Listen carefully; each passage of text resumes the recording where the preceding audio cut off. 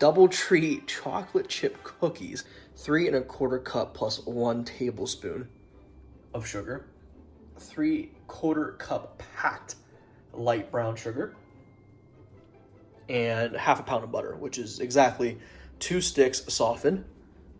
Grab yourself 2 large eggs, some vanilla extract, 1¼ teaspoon of that, as well as a teaspoon of fresh squeezed lemon juice, 2¼ cup flour.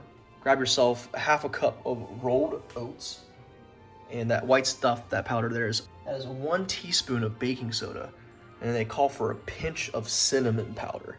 And I'm pretty sure, I don't know exactly how much a pinch of cinnamon is, but that might be too much. Now, here is where it gets fun. Grab yourself 2 2/3 cup of Nestle Toll House semi-sweet chocolate chips, and 1 3/4 cup of chopped walnuts.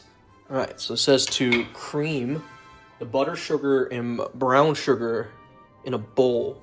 I don't have a mixer, so I'm just gonna do this with a spatula.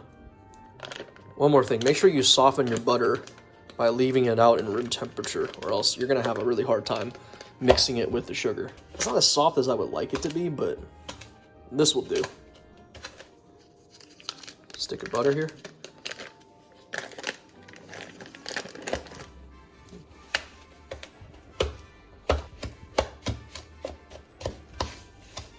So I'm gonna go ahead and add the eggs and the vanilla and the lemon juice, because I think the added moisture is gonna help this out a lot, actually. So 2 large eggs in, 1. Okay, 1 1/4 teaspoon vanilla extract. So, in you go, vanilla, and we'll mix that in. This is like 100 times easier to stir. All right, now for the fun part. Once this mixture is nice and fluffy, it's time to add your dry ingredients, which I have all handily here. I'm just gonna do bit by bit here, so we don't crowd my bowl. Let's do that first. See what happens.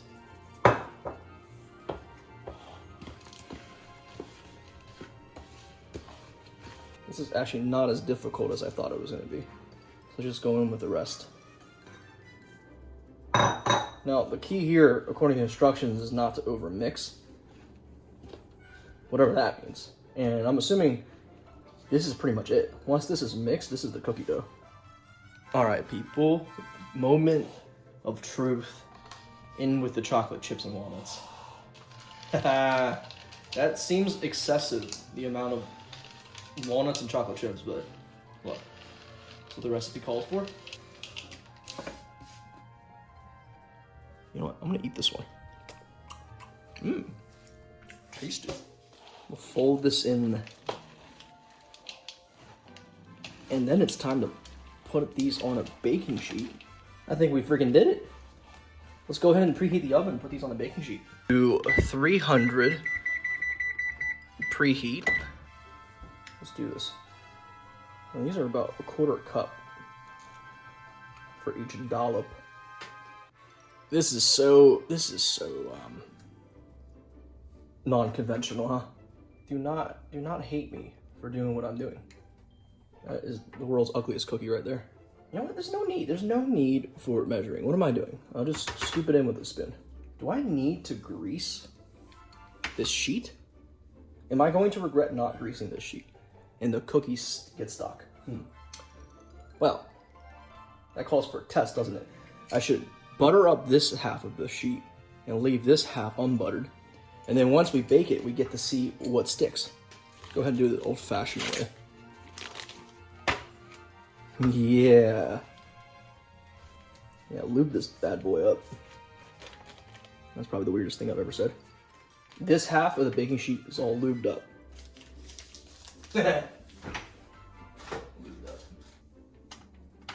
Oh my. These are gonna be like, I feel like these are gonna come out like dino nuggets. You ever eat those chicken nuggets called dino nuggets?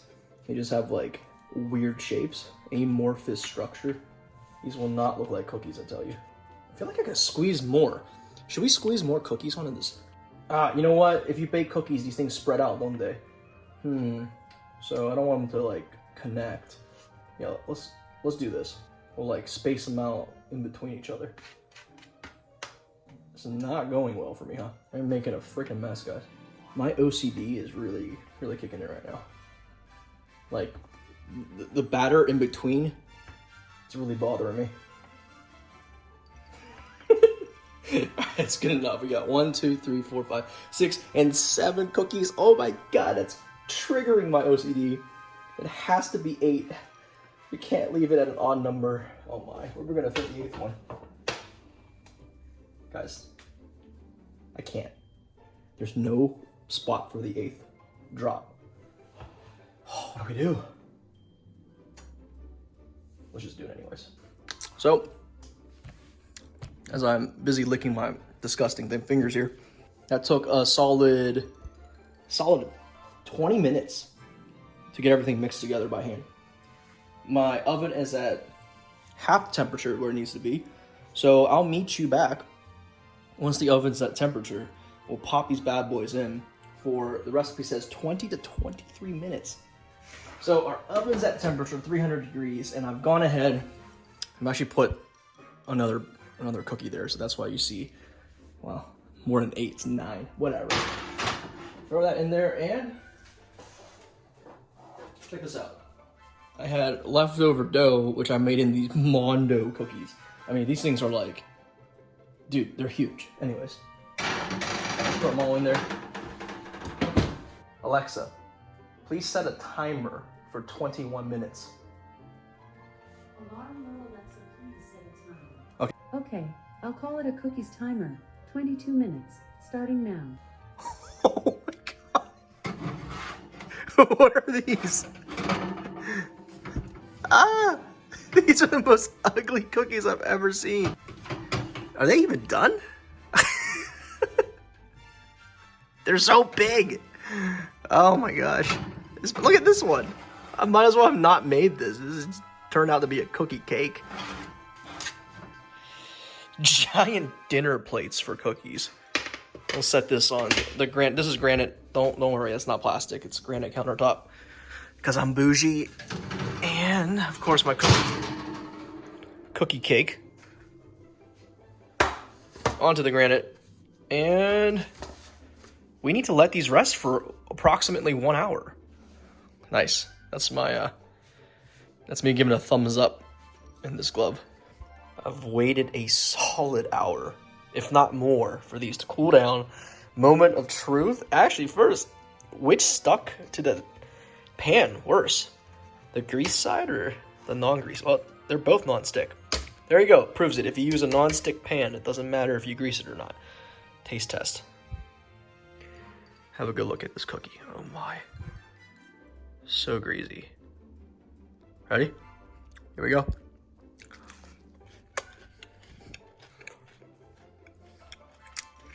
Mmm.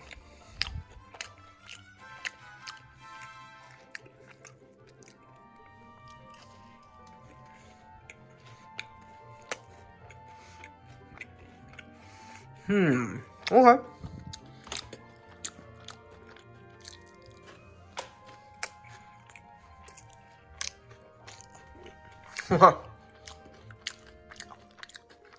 These are delicious. Okay. No doubt about it, these are absolutely delicious. If you don't like oatmeal cookies, if you don't like the texture of oatmeal cookies, these might not be the cookies for you, because there are oatmeal bits in there. It doesn't crumble in your mouth texture that you normally would expect from a cookie, like a sugar cookie or something, or a chocolate chip cookie without oatmeals. So the oatmeal in here sort of binds it together, more so. You see how it doesn't crumble?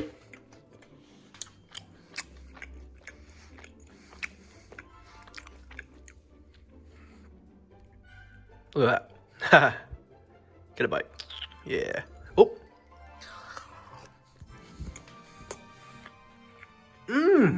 Okay. Yeah. Other than the chewiness, you get from the oatmeal, you don't really taste the walnut. The walnut kind of cooked down. It cooked down into a softer chew. So there isn't that walnut bite to it, you know, from a raw walnut. You can barely taste the flavor. It actually adds to the gooiness. Solid. Anyways, guys, that's all I have. So hope you enjoyed the video. Thumbs up if you did. And if you make these, let me know in the comment section if yours turned out as well as mine. All right, see you on the next one.